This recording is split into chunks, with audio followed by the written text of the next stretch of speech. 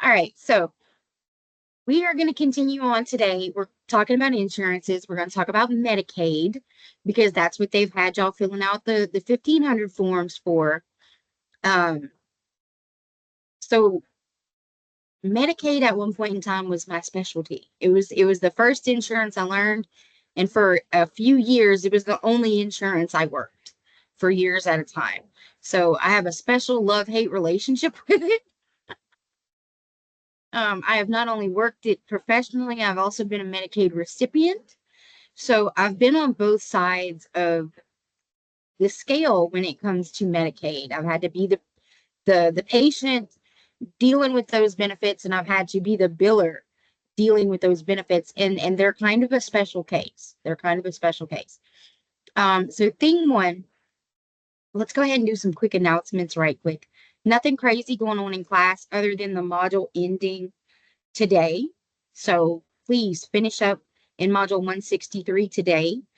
Um, and then start on module 164 tomorrow.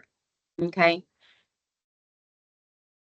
If for whatever reason you are behind, Sunday at 11:55 is going to be the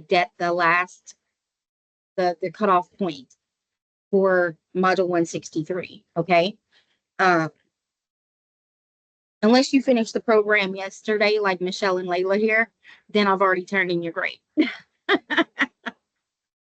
I've already finalized your stuff and told Unitech they good to go.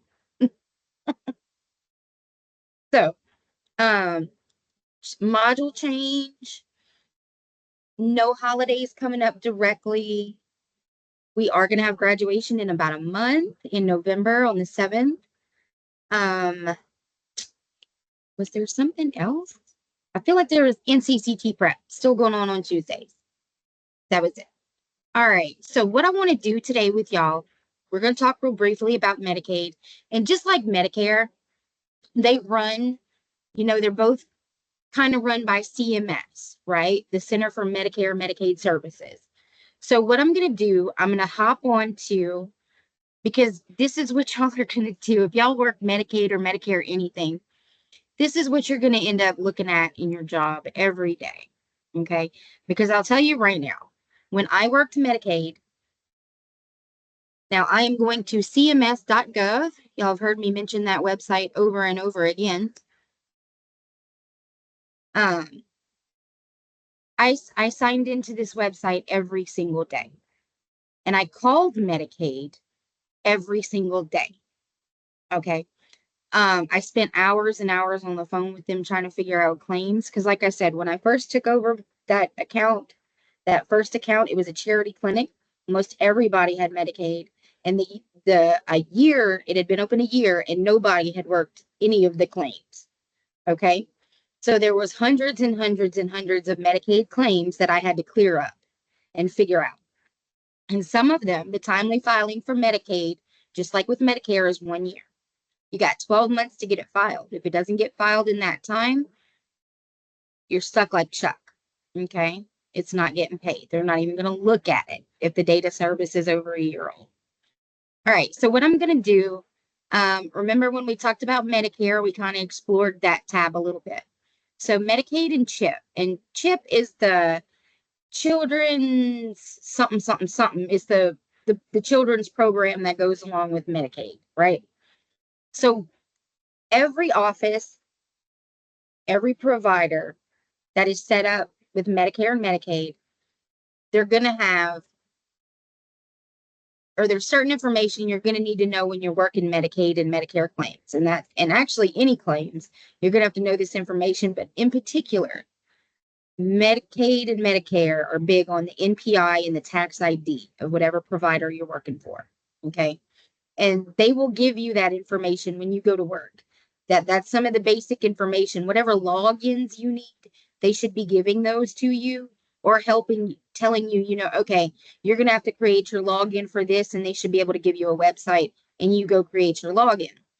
And you have to do it using their NPI so you can pull up their office's information and claims, right?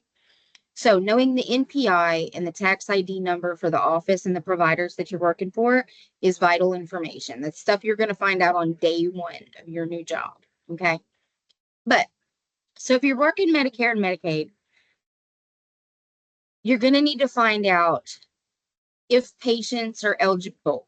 Okay. Now, if you work in the front office, the front desk, and you're specifically doing insurance eligibility, you're going to have logins for all the websites, all the insurance websites, because you're going to have to verify insurance for everybody. I only had to do it for the claims that I worked on. And a good rule of thumb when you're working Medicaid claims is every time you work that claim, check their eligibility again. Even if it's only 30 days later, check their eligibility again, because Medicaid and Medicare can go in and out of effect retroactively. Do y'all know what that means? Like in the past, when I say retroactively, I mean like in the past tense. Like, say our office saw Bobby Joe on October 9th. We saw them today. And I checked his Medicaid eligibility today, and Bobby Joe was not eligible for Medicaid today. All right. So we do what we got to do. A month later, we bill Bobby Joe because he wasn't eligible for nothing, right? So we bill Bobby Joe, we send him a bill. He calls the office and he says, "Hey, I have Medicaid now." Okay. Do you know what your effective date was when it went into effect? Will it cover this date of service? And he says, "No, I don't know what day they put it for." Well, in certain circumstances, when somebody applies for Medicaid, depending on how long that they've been in those hard circumstances, Medicaid will make them eligible retroactively, back in time, going back several months to cover all of their bills during a certain circumstance, like a pregnancy. Say that when you get pregnant, you're not eligible for Medicaid, but during the middle of your pregnancy, you lose your job, whatever happens, you're eligible for Medicaid. They can date it back, make it retroactive to where it goes back to the beginning of your pregnancy and covers all that time span in between. So I'm going to go in when Bobby Joe tells me he doesn't know his effective date, but he does know he has Medicaid now.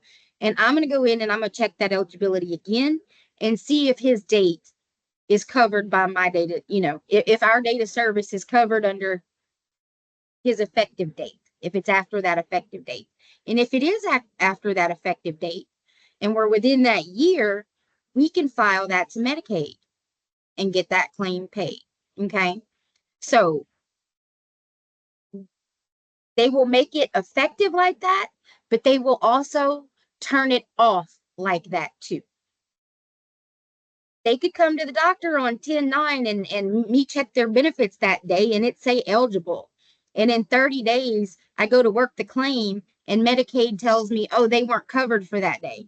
Well, no, I pulled their eligibility and it said, "Yeah, well, his case has been worked since then," and they decided to cut him off on 9/30. So no, your 10/9 data service ain't gonna be covered. Well, crap. Well, guess what? There ain't nothing we can do about that.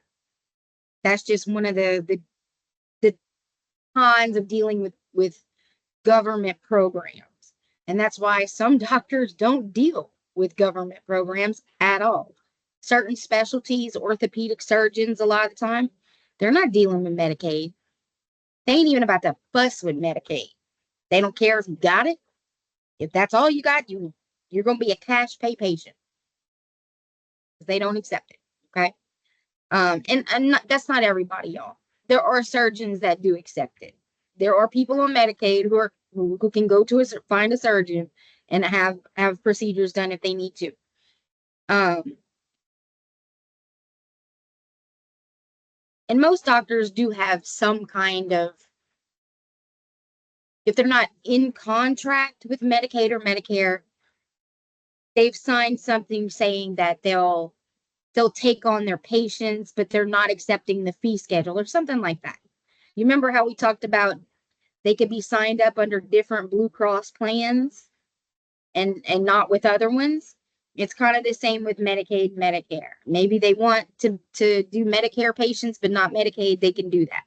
They don't have to accept everything, or they can accept what they want and what they don't want. That's totally up to the individual provider. Okay.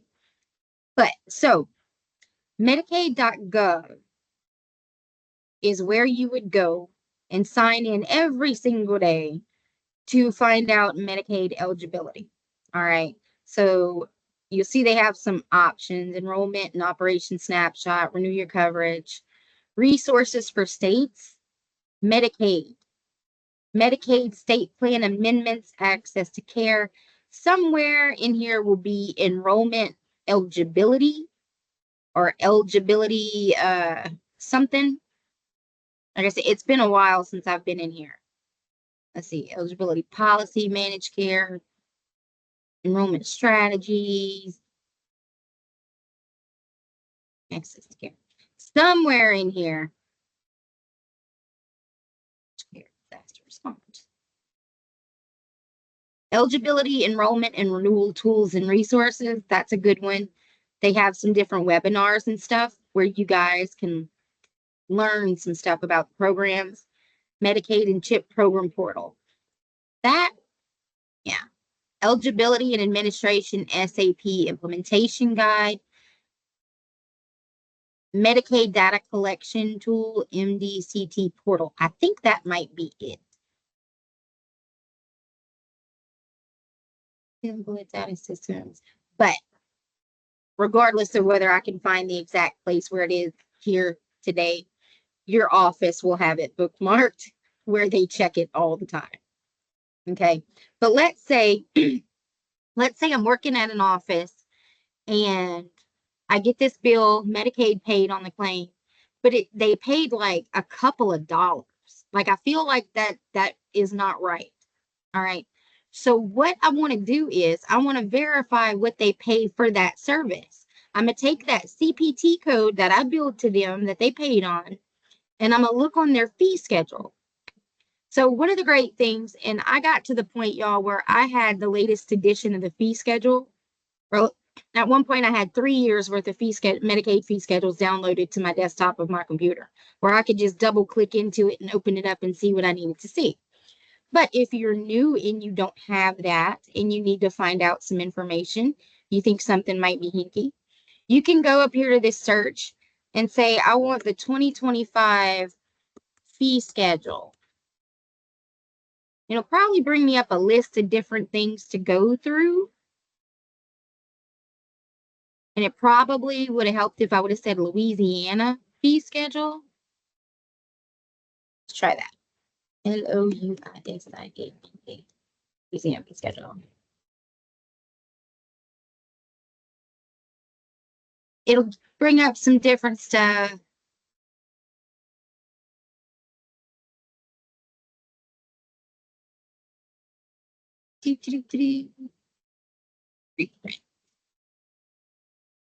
Rebrand, yeah, state plan.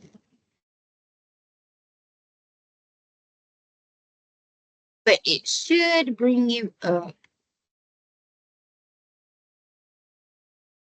Maybe I'm not being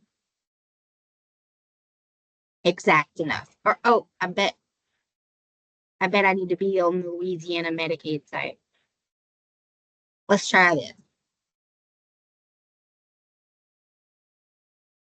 Why does this little thing? I hate this little box up here, y'all. Okay.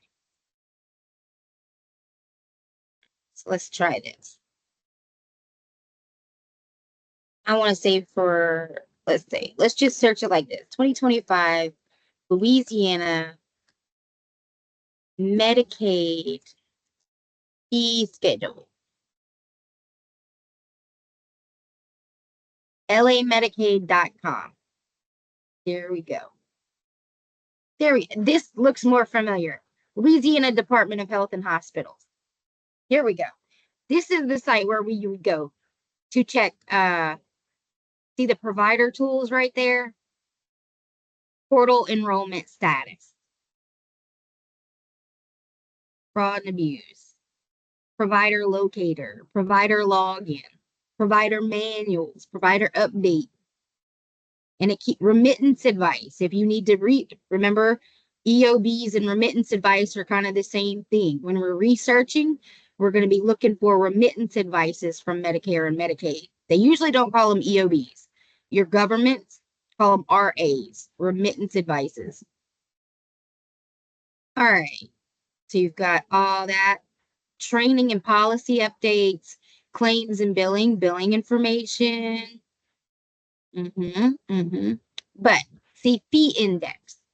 So it brings us up this whole list because there are fee schedules for every different thing you can think of. And I see on here, like, all right, if you ever listen to 102.5, you will hear about the Mary Bird Perkins Cancer Center in Baton Rouge.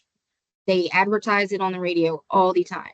Well, I see right here that Mary Bird Perkins has their own fee schedule worked out with Medicaid. So there we have it. All right. Immunization fee schedule. Let's just say that what our person went for that we think we got underpaid. Let's say it was an immunization. All right. So children and adolescents, this is new. Y'all, the fee schedule would be a PDF that was like 1,500 pages long. And I would just have to go search and find the CPT through all these pages that I needed to find. And then it was like this big old chart. And now it looks like they have standardized it and it's wonderful. Okay, so current 7/1/25, legend in an Excel spreadsheet, fee schedule archives after standardization. This is neat. Fee schedule archives before, select date. So if you need an older date, if you're working an older date of service before 1/1, you can select date. That's what's up. That's pretty cool. Okay. To see if you were billed correctly back then. All right. So that's cool. Let's see. Do I click on that? I think this is just going to be a legend, but we'll see what it is.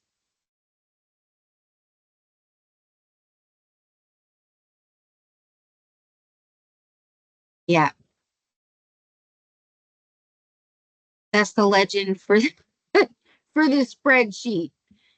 It can be a bit much, but we don't need to look at that. All right. 21 and older, 19 to 20. This is what I want. So let's see. On the date. Yeah, there we go. You just click on the current date. And it's going to open you up an Excel spreadsheet. And see here, we have our list of codes in this column, our list of CPT codes. This is what Medicare pays. Say we were looking for the 90472. They should have paid us $11.50 for that. For that immunization, for that code. Okay. If it was a 90480, it would have been the 3488 is their fee. That's what they pay. But look at all this other stuff. 0, 0, 0, 0, 0. Medicaid does not cover a whole lot, y'all. It does not cover a whole lot. But this is kind of what it looks like. It's going to show you 10/3/25.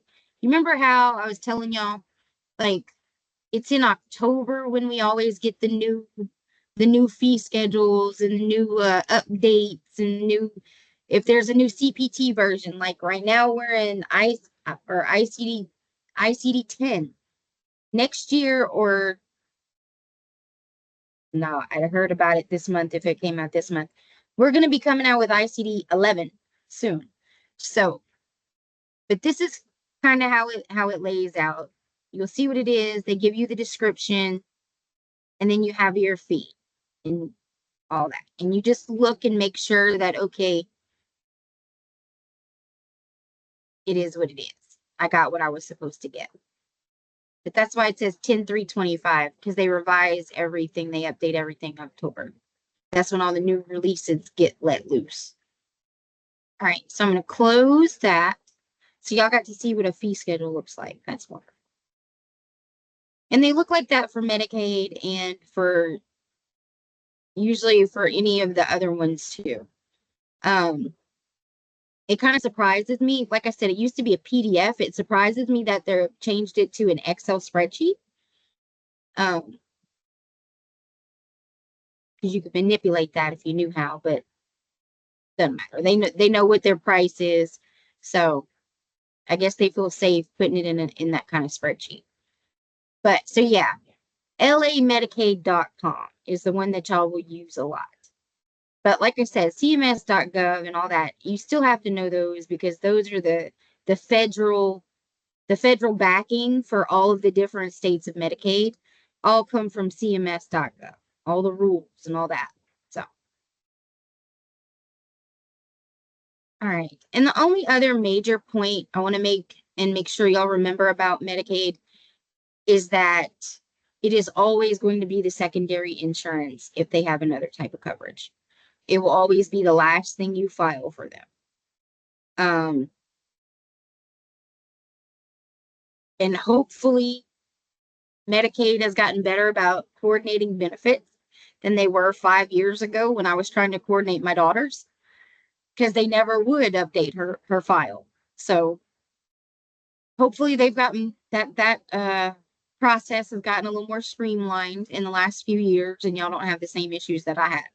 And they're updating people's files so people can actually use Medicaid. Because I got aggravated with them. They called me.